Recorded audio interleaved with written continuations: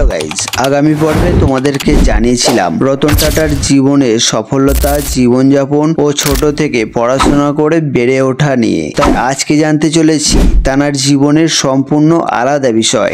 আচ্ছা বন্ধু, তুমি কি জানো তানার ব্যক্তিগত জীবন বা জীবন সঙ্গীর ব্যাপারে? রতন টাটা তিনি এক সময় অর্থাৎ তানার যৌবনকালে মার্কিন যুক্তরাষ্ট্রে পড়াশোনা চলাকালীন তিনি এই দেশের একটি মেয়ের প্রেমে পড়েন। সেই প্রেম চলাকালীন তার ঠাকুমার একবার শরীর খারাপ হয়। যে ঠাকুমার কাছে তিনি বড় হয়েছে তার শরীর খারাপ, তিনি কি বাইরের দেশে থাকতে পারেন? তাই তাড়াহুড়ো করে তিনি দেশে ফিরে আসেন এবং ভারতে ফিরে আসার কারণে তাদের সেই সম্পর্কটি আর প্রেমে পরিণত হয়নি। এরপর 1962 সাল, আগের পর্বে বলেছিলাম ঠাকুমার উদ্যোগে আমেরিকার কর্নেল বিশ্ববিদ্যালয়ে ভর্তি হয়েছিলেন। তিনি ওই বিশ্ববিদ্যালয়ে পড়ার সময় আবারও একটি মেয়ের প্রেমে পড়েন। এবারে ভেবেই নিয়েছিলেন তিনি তাকে বিয়ে করবেন, তাই তার চিন্তা ছিল প্রেমটিকে একটি সম্পর্কে পরিণতি দেওয়ার। কিন্তু আবারও একই রকম ভাবে তার জীবনে একটি বাধা এসে দাঁড়ায়। 1962 ওই একই সালে ইন্দোচীন যুদ্ধ শুরু হয়। যুদ্ধ চলাকালীন তিনি ভারতে ফিরে আসেন এবং পরে মেয়ের বাবা মা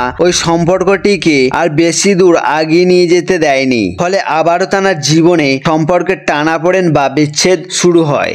তিনি এক সাক্ষাৎকারে জানিয়েছিলেন তার মাঝে মাঝে নিজেকে একা মনে হতো এবং ভাবতেন জীবনের সঙ্গী হিসেবে কেউ যদি থাকতো তাহলে জীবনের যে কোনো জটিলতা থেকে, একাকিত্ব থেকে তিনি নিজেকে একটু সরিয়ে রাখতে পারতেন। পরে পরে আবারও এটি মনে হতো কারোর জীবনের স্বাধীনতাকে তিনি যদি নিজের জীবনের সাথে জড়িয়ে রাখতেন তাহলে হয়তো সেগুলির দিকে লক্ষ্য রাখতে গিয়ে তিনি সফলতা থেকে কিছুটা পিছিয়ে পড়তে পারতেন। তাই জীবনসঙ্গী না থাকার বা কারোর জীবনে আবদ্ধ হওয়ার বিষয়ে তিনি বরাবর খুব সিদ্ধান্তের সঙ্গে জীবনটাকে চালনা করেছেন। তিনি এমন একজন মানুষ ছিলেন যেটা তিনি মুখ থেকে বলতেন সেটাই করে দেখাতেন। তিনি তার প্রেমিকাকে কথা দিয়েছিলেন যে তাকে বিয়ে করবেন, কিন্তু তার সঙ্গে বিবাহ না হওয়ার কারণে তিনি চিরকুমার থেকে গেছেন। তিনি সবসময়ের জন্য ভেবেছেন নিজের দেশকে, নিজের দেশের সাধারণ মানুষকে কিভাবে আগিয়ে নিয়ে যেতে পারেন। তিনি ভেবে গেছেন আজীবন। তাই তো তিনি আজকে ভারতের অমূল্য রতন টাটা।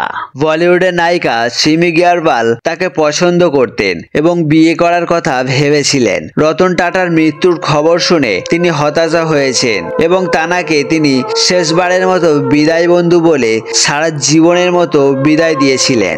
আজ হয়তো তিনি আমাদের মধ্যে নেই, কিন্তু থেকে গেছেন ভারতের কোটি কোটি মানুষের মনে। আজকের ভিডিওটি এই পর্যন্ত। দেখা হচ্ছে আবারও নতুন কোনো ভিডিও নিয়ে। ধন্যবাদ।